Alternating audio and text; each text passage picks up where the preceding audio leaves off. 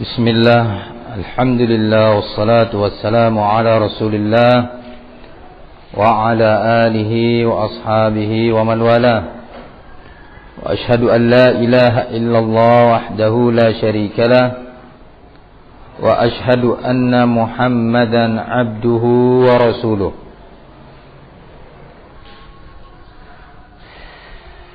Baik. Sebelum dilanjutkan, ini ada pertanyaan.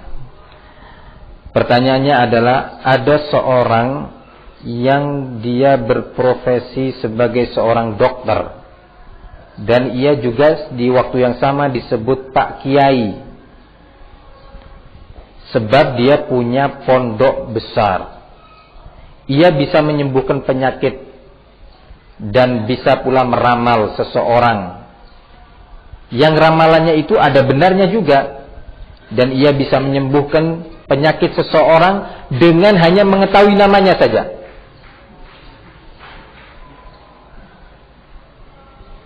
Ini kuliahnya di Amsterdam, kedokterannya. Nah, bisa menyembuhkan penyakit seseorang hanya sekedar melalui siapa namanya. Kemudian dia diberi nama ya Pak Dokter Kiai gitu, atau Pak Kiai Pak Dokter. Ini kondisinya. Pertanyaannya, apakah dokter plus kiai tersebut menggunakan jalan dalam praktek meramal dan menyembuhkan orang tersebut? Yakni maksudnya yang ana pahami adalah bahwa apakah cara yang dipraktekkan oleh dokter plus kiai ini tadi dengan menggunakan ramalan, dengan sebatas mengetahui nama sang pasien, bisa dengannya menyembuhkan penyakitnya?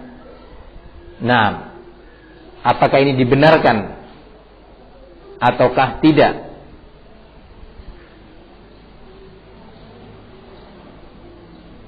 Ana masih mau kuliah dulu. Kira-kira ini memang ada nggak dalam ilmu kedokteran? Mengetahui jenis penyakit seseorang dengan mengetahui namanya. Mungkin ada yang dari kedokteran?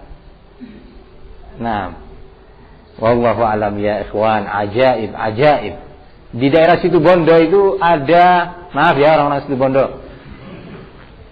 ada seorang ya yang ngobatin, dan subhanallah rame yang datang ke tempat tersebut. Itu kalau nggak bisa datang orang yang sakit, cukup dengan membawa foto dan tanah di depan rumahnya. Iya, saya membaca brosurnya itu. Nah, jadi sanadnya Ali, nggak tanya, sanadnya tinggi, langsung dari brosurnya. Nah, bawa foto, pas foto hitam putih, jangan lebih dari setahun tapi foto dia, tapi jangan lebih dari setahun. Nah, jadi kalau setahun nggak diterima, lebih dari setahun. Nah, dan membawa tanah yang di depan rumahnya. Subhanallah. Maka perlu diketahui yang seperti ini semuanya adalah praktek perdukunan, sihir, dan barakallahu fikum, digolongkan perbuatan ini adalah perbuatan syirik. Nah, dan kebanyakan mereka atau mayoritas mereka, kalau tidak dinyatakan semuanya, dalam praktek mereka berta'awun, bekerja sama dengan jin.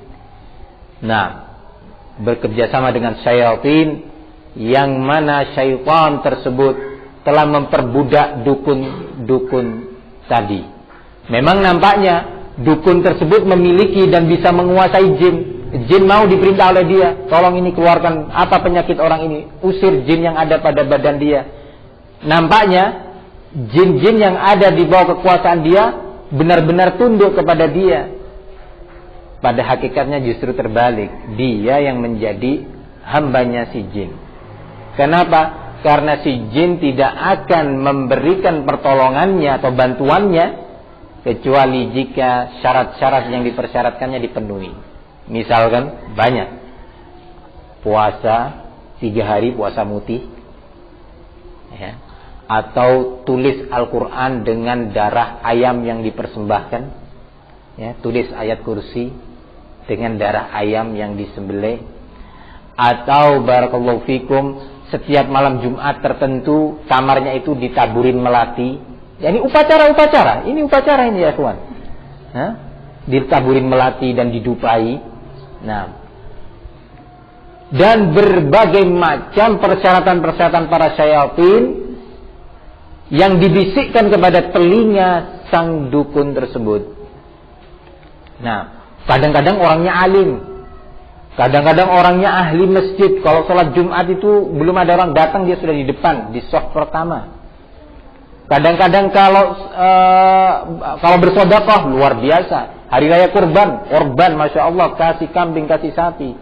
Nah, ternyata dia adalah dukun, meramal, mengetahui perkara yang gaib. Atas dasar itu, praktek-praktek pengobatan seperti ini wajib ditinggalkan oleh umat Islam.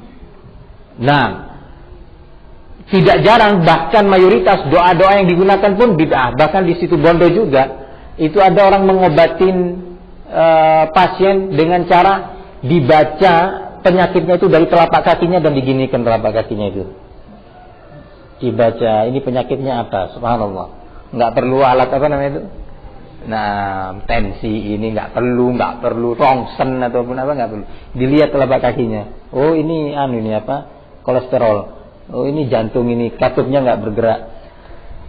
Nah, dukun. Nah, barakallahu fikum.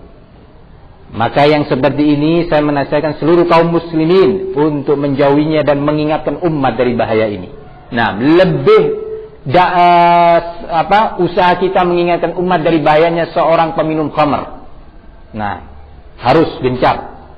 Nah, kalau kita mengingatkan ada orang yang berteman dengan khamr, ya hati-hati, jangan teman itu orang suka mencuri, itu minum khamr itu adalah orang pemakan riba, jangan dekat sama dia.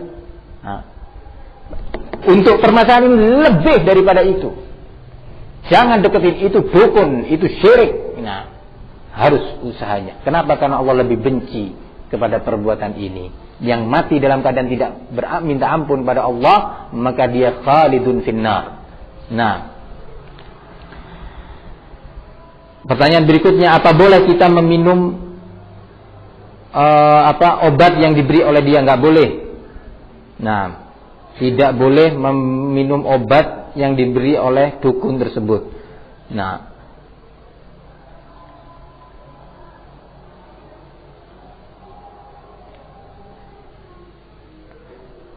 apakah dokter atau kiai tersebut telah berbuat syirik? Iya.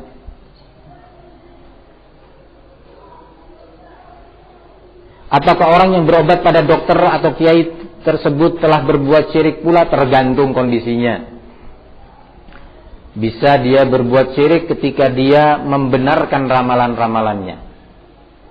Nah, di sini dia telah berbuat suatu kesyirikan karena dia telah meyakini ada makhluk yang mengetahui perkara yang gaib, di mana perkara gaib itu termasuk kekhususan Rabbul Alamin. Dia telah menyekutukan Allah, menjadikan bagi Allah tandingan. Kalau dia mempercayai ramalan-ramalannya. Nah, tapi kalau tidak, maka minimalnya dia telah berbuat sebuah dosa besar. Kenapa? Karena Rasulullah menyatakan man atakahinan aw arrafan. Nah, barakallahu fikum. Naam, la tuqbal lahu salatun 40 yawman. Barang siapa yang datang kepada seorang dukun atau tukang ramal, enggak mempercayai dia, cuma datang, maka tidak diterima darinya salat sebanyak atau selama 40 hari.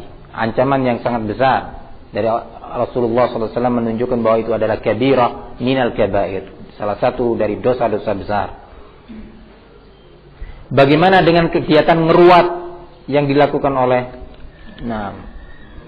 muslimin? Apa ngeruat itu? Hah?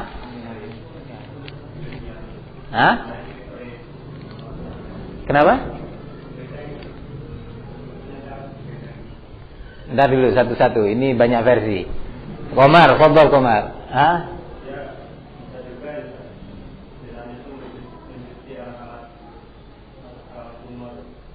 Alat kuno. Mencuci untuk perang maksudnya.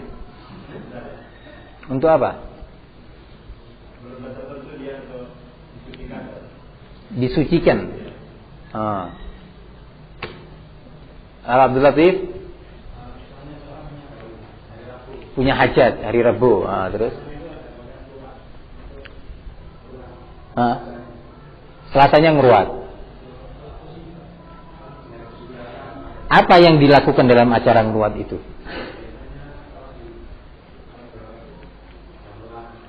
Gamelan. Astagfirullah. Ngindakan musibah ngadakan gamelan. Nah, pada umumnya ngeruat itu apabila seseorang mempunyai keturunan satu atau tunggal atau ganjil, laki tiga atau perempuan pokoknya ganjil. Iya. Itu perlu diruat katanya gitu. Perlu diruat supaya genap. Supaya ada gangguan dari halus gitu. Oh gitu. Kesenian seperti wayang kulit gitu. Gitu. Umumnya gitu ya. Mencopatan itu juga. Iya. Nah, ada lagi ngeruat itu apa? Sama kayak gitu, di Cilacap gitu juga. Masya Allah. Nah, minimalnya adalah bid'ah, minimal. Karena itu mengandung makna ibadah. Yang mereka lakukan mengandung makna ibadah. Nah, minimal itu. Nah, dan bid'ah lebih besar di sisi Allah dosanya dibandingkan maksiat. Belum lagi kalau di sana terdapat doa-doa yang mengandung kesyirikan atau akidah-akidah. Misalkan bahwa dengan dicucinya keris atau disucikannya tombak-tombak yang antik ya. Pusaka-pusaka itu, dengan ini mereka meyakini bahwa bala atau musibah bisa tertolak. Kondisi ini bisa membuat atau menjadikan pelakunya jatuh kepada perbuatan syirik asghar, ya, dan bisa menjatuhkan pelakunya kepada syirik akbar. Kapan dinyatakan jatuh pada syirik asghar? Kalau dia sebatas meyakini bahwa benda-benda ini ketika dicuci merupakan sebab tertolaknya bala, merupakan sebab perantara ditundanya sebuah musibah. Nah, tetapi ketika ditanya siapa yang bisa mencegah musibah? Allah. Loh, kenapa kok dengan ini? Ya ini sekedar sebab saja. Sebab untuk supaya besok waktu kemantenan tidak ada angin ribut. Nah, misal.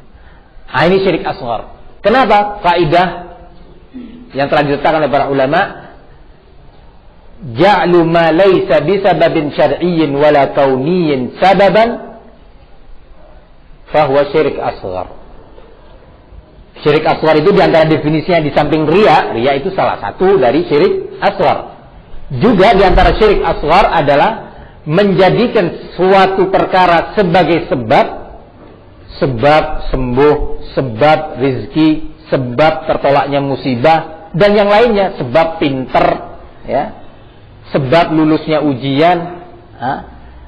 Yang mana perkara tersebut yang dijadikan sebagai sebab tidak ditentukan baik secara syariat, yakni Allah tidak menyebutkan dalam Al-Quran bahwa mencuci keris atau pedang itu bisa menolak gempa. Allah nggak menyebutkan. Rasulullah juga tidak menyebutkan secara syar'i. Secara kauni, jadi secara hukum alam, ya, yang kemudian dari sana manusia menggali ilmu kedokterannya, ya, atau sebab-sebab terjadinya suatu perkara secara hukum alam juga tidak termasuk yang disebutkan dalam hukum alam tersebut, kemudian dia jadikan sebagai sebab, maka itu digolongkan syirik asghar. Misalkan, ya, supaya dia hilang hausnya, ya, supaya dia hilang hausnya. Kalau secara hukum alam gimana? Tidur apa makan? Minum. Iya, minum. Barakallahu fiik. Jadi nggak tidur, nggak makan. Minum, barakallahu fi. Iya. Lah dia enggak, supaya hilang hausnya misalkan, coba Anda dengan telunjuk ini menuding ke arah timur ke pohon itu dan silakan. Nah, ini bisa menghilangkan haus. Nah, paham tuh ya ikhwan? Secara hukum alam apa benar seperti itu? Bisa menghilangkan haus? Tambah haus karena asin. Nah, barakallahu fikum. Ini syirik asghar. Nah, ingin sembuh dari penyakit diarenya, begitu juga. Gimana caranya? Coba Anda berdiri, Anda ambil tali benang, ya, tali benang, kemudian Anda taruh di depan mata begini selama 10 detik, lihat. Nah, secara hukum alam bisa nggak itu? Mungkin Ustaz, karena kalau konsentrasi jadi urat-urat syaraf itu, iya, ini filsafat bom. Barakallahu fikum. Kalau diare ingin sembuh, minum obat diare, akhi. Makan daun jambu biji itu, iya, yang bisa menghentikan diare. Barakallahu fik. Nah, atau minum teh yang tanpa gula, atau yang lainnya, obat-obat yang memang secara percobaan dan pengalaman manusia, umat manusia ini itu memang mujarrab untuk pengobatan. Lah, sama dengan kasus itu tadi. Bagaimana bisa gamelan atau acara mencopatan, bisa wayang kulit bisa menolak bala? Ini kan musibah. Tapi dia ditanya, siapa sih sebenarnya yang menolak bala? Allah. Loh, kok pakai gini? Ini sekedar sebab. Ini syirik asghar. Kapan bisa menjadi syirik akbar? Ketika dia berkeyakinan bahwa yang menolak bala atau yang menyembuhkan penyakit, menghindarkan dia dari musibah, ya benda tersebut atau acara tersebut atau ngeruat tersebut, maka ini syirik akbar. Nah, dan ini pelajarannya nanti di kitab tauhid. Barakallahu fikum. Atas dasar itu ngeruatan pun minimalnya bid'ah. Minimalnya bid'ah kalau tidak sampai pada tingkatan syirik. Nah, syiriknya bisa syirik asghar dan bisa syirik akbar. Wallahu ta'ala alam. Min fadlikum ya ikhwan, di murajaah. Iya, di murajaah baik-baik, karena tadi sudah saya nilai majelis ini ternyata gagal. Fadhal. Bagaimana dengan sang pengantar ke tukang dukun atau sang peramal? Minimalnya dia, sang pengantarnya, minimalnya dia telah berbuat dosa karena dia berta'awun dalam perbuatan itsm wal udwan. Nah, perbuatan kemaksiatan. Nah, minimalnya.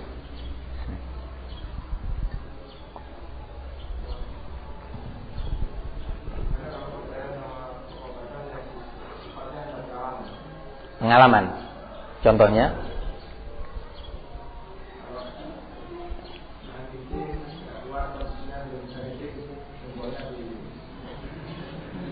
diapakan? Kasih karet. Ya sama. Syirik asghar. Syirik asghar. Nah, termasuk anak pernah diajarin saat kalau habis makan duren, ya, supaya tangannya tidak bau duren, ya, cuci tangannya tapi merem katanya. Nah, merem. Jadi nanti dicium, iya ya, hilang ya. Oh subhanallah, yang melakukan itu katanya sih, kata dia hilang. Anak coba, nggak hilang. Nah, barakallahu fikum. yakni ma'qul apakah yang seperti itu secara hukum kauni. Nah, secara hukum kauni ada relasinya, ada hubungannya dengan penyembuhan. Nah, maka sama seperti itu. Sakit perut ngantongin batu. Nah, dikantongin toh batunya. Hah? Iya, dikantongin toh supaya ini kebelet ini tadi, supaya bisa tenang, bisa bertahan dari sini sampai Surabaya, kantongin batu. Ya, syirik asghar. Kalau dia meyakini itu ada sebagai sebab, maka itu syirik asghar. Nah, barakallahu fikum. Nah, air Zam-Zam itu disebutkan oleh Rasulullah SAW, maka itu sabab syar'i. Nah, ini contohnya, sababun syar'i. Rasulullah menyatakan Zam-zam 5 syuribalah. Air Zam-zam itu untuk apa keinginan sang peminum ketika dia meminumnya? Dia sebagai sebab syar'i. Nah, yang memang Allah letakkan padanya barakah.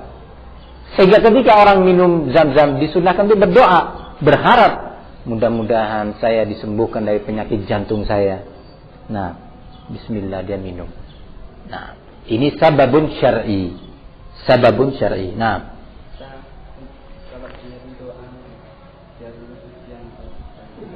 biar lulus ujian. Nah, iya. Bisa. Nah, minum air Zam-zam, doa sama Allah. Barakallahu fikum. Karena kalimat itu dari Rasul, Zam-zam 5 syuribalah. Untuk apa yang dia minum? 5 syuribalah. Nah, barakallahu fikum. Nah,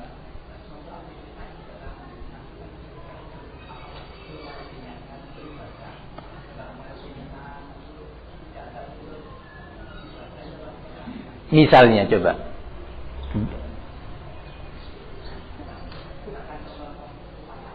Upacara apa itu ya? Upacara bendera. Kemudian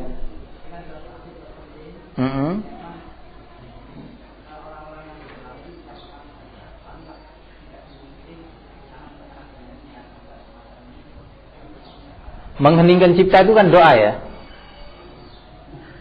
Yang dimohonin siapa? Yang dimintain dalam doa itu Allah ya. Yang anak tahu ya dulu ya, waktu masih sekolah dulu SMA, itu mengheningkan cipta itu doanya ke Allah ya. Ke siapa itu doanya? Hah? Siapa ini yang antum yang punya pengalaman khubara. Nah, mengheningkan cipta itu kepada siapa doanya? Hah? Yang anak tahu kepada Allah. Kalau keliru ya betul kan? Karena kalau kepada selain Allah doanya syirik. Kan begitu. Kalau kepada Allah, dan doanya tidak mengandung kemaksiatan, dengan cara seperti itu pada hari tertentu dengan perangkat-perangkat yang lainnya terkait dengan masalah itu bid'ah. Ini satu. Nah, lebih daripada itu, kalau pembicaraannya adalah seputar atau masalah upacara, ya pembahasannya banyak sekali kan, gitu. Ya, banyak sekali pembahasannya. Ketika dia hormat bendera, kan begitu. Termasuk itu kan. Nah, itu bahkan mengandung ibadah, mengandung nilai dan makna ibadah. Apa itu ibadah? Ibadah itu dijelaskan oleh Al-Imam Ibnul Qayyim rahimahullah, wa ibadatur rahmani ghayatu hubbihi ma'a dhulli 'abidihi huma ruknani. 2 rukun ibadah yang harus ada. Nah, sehingga sebuah amalan, sebuah kegiatan ya, tertentu yang mengandung 2 jenis rukun ini tadi, itu dinamakan ibadah. Kalau diberikan kepada Allah, tauhid namanya. Kalau diberikan kepada selain Allah, namanya syirik. Misalkan, apa itu 2 rukun tadi? Pengerendahan diri, ya, puncak pengerendahan diri, dan puncak pengagungan, atau puncak kecintaan, mahabbah. Ketika seorang melakukan upacara bendera, hormat, sang saka sedang berkibar, dia punya kecintaan tertentu kepada sang saka, karena memang sejak masih kecil didoktrin.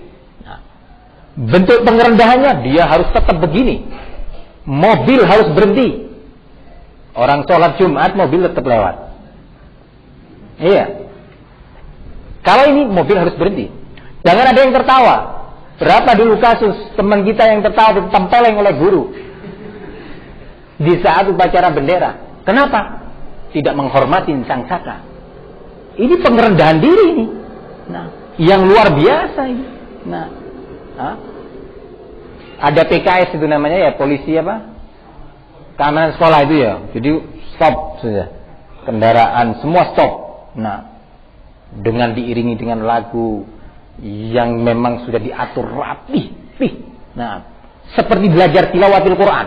Itu dulu kan gitu, grup apa namanya? Paduan suaranya itu ya. Hah? Barakallahu fikum. Persis orang belajar, kalau latihan itu luar biasa. Ada ininya latihan apa itu? Kur itu ya. Latihan mulut, senam mulutnya. Bu, siapa dulu di televisi itu? Saya masih ingat masih kecil dulu. Nah, barakallahu fikum. Kayak belajar qiraati.